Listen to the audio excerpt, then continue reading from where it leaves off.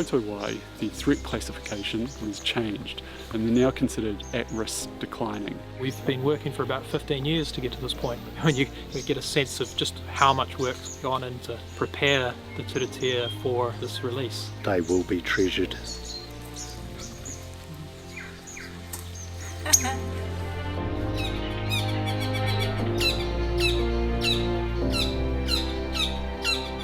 We are at Bushy Park, and it is a mainland sanctuary with a predator-free fence, which is an excellent site for a source population to provide for these translocations. We're just here and being fortunate to have this taonga to bring to a new release site and start a new population in turatea. So essentially you're bringing together a group of people with diverse backgrounds and skills that you need to complete the translocation. Once we catch our first bird, the clock starts ticking because that first bird sets our window for the release of the last birds. And with Tautauwai, the robins, North Island robins, we essentially want to move those birds within 3 days of the first bird being caught. We've been really lucky. Yesterday we caught 37 birds in 1 day. We've got a fantastic team. A lot of really skilled people have donated their time for this translocation. Hey, little guy. Hi. So I'm just putting some mealworms, which are these lovely little wriggly things here, into the trap because robins love mealworms and they think they're very tasty. Oh, there are 3 of them.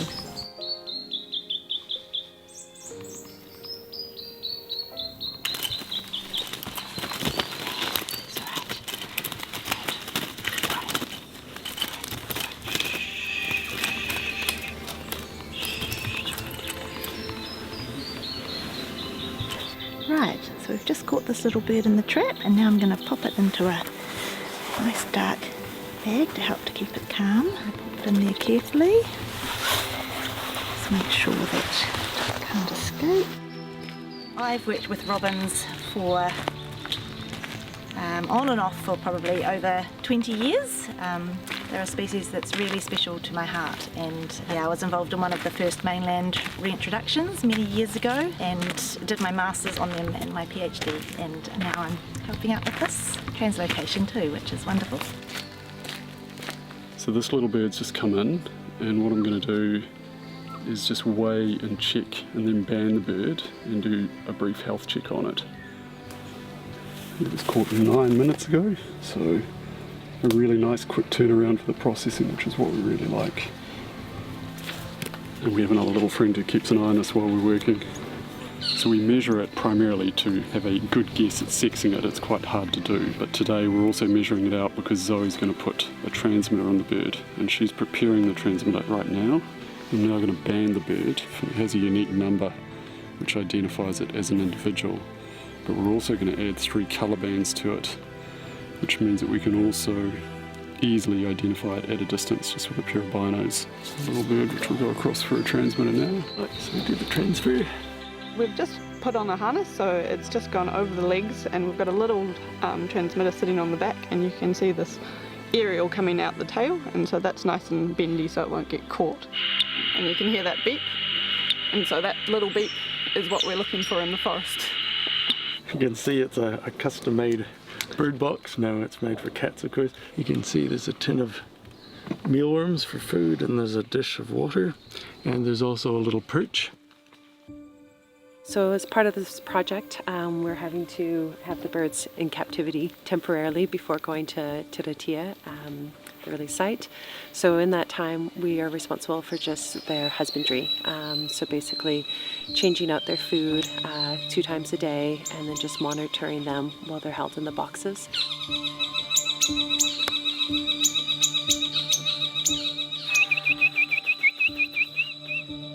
So they are quite high pitch.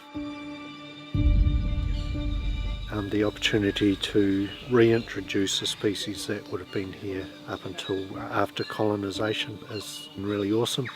So we do thank our nzherald whānau for enabling us to take their taonga back down to Hami. They will be treasured. what we don't necessarily realise is that other birds like the totowai, the threat classification has changed and they're now considered at risk declining. So they're in this odd space where they're not really declining at a fast enough rate that the Department of Conservation has to focus on them as a species, but they are declining. And we're in this really interesting position where there's community groups and local government and so forth who are protecting patches of habitat, and by doing that you're essentially increasing the security of those populations, you're returning them to their former distribution, and there's this really lovely opportunity for the community to get something back into their site. They're very engaging, and people think they're coming in because they like you and they're really interested in what you're doing, but what they're actually interested in is the disturbance that you're creating by moving through the bush. And they'll follow along and they're hoping that you've disturbed the leaf litter, which makes it easier to find the invertebrates that they like to eat.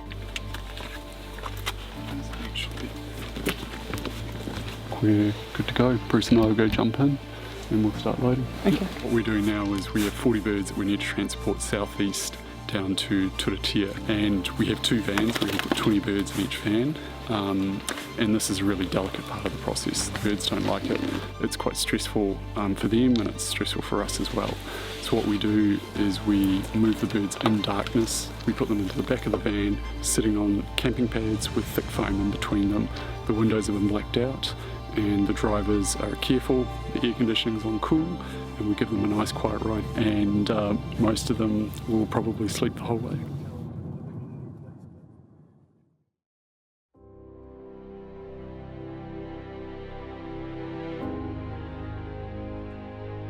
Toki nui te toki, toki roa te toki, ko te toki nātū, ko te toki no rongo. Nui ui te mana, hingia tānei ka tākoto ki raro, nā mana I rongi I raro. Te whiwhi te toki nei, ka pā te toki ki e waiki ka tapu ka no. Tēnei te hau, ko te hau tū, ko te hau tāwhiri mātia. Wairi e ki ronga, wairi e ki raro. Tākaro, haumi e hui e, tae ki e. So as we prepare to bring the birds up, we trust that they will be greatly received and find whenua for their own and multiply.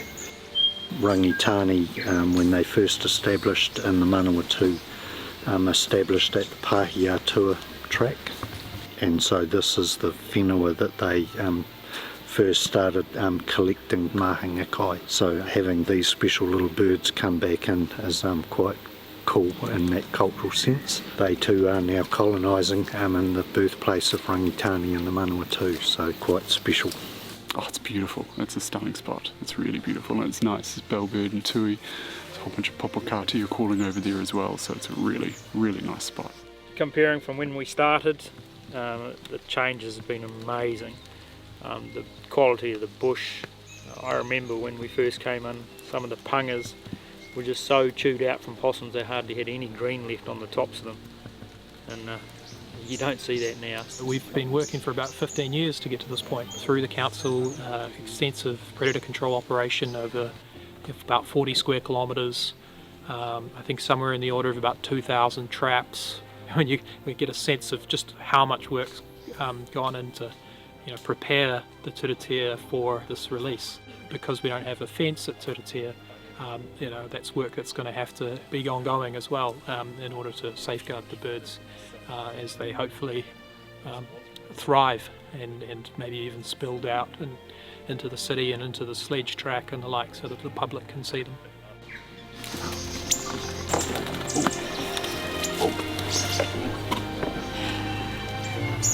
Later, Barney.